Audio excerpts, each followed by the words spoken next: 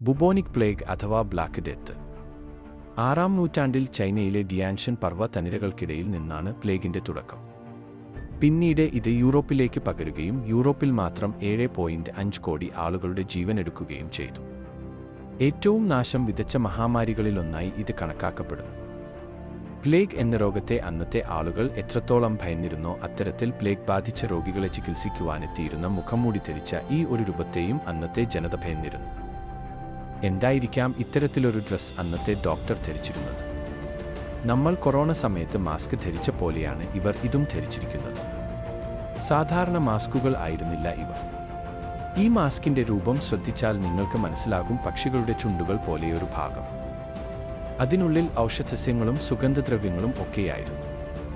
ഇതുകൊണ്ട് അവർ ഉദ്ദേശിച്ചിരുന്നത് പ്ലേഗ് രോഗം വായുവിലൂടെ പകരുന്ന രോഗമാണ്. അത് തടയുന്നതിന് വേണ്ടിയാണ് ഇത്തരത്തിൽ ഒരു മാസ്ക് ഉപയോഗിച്ചിരുന്നത്.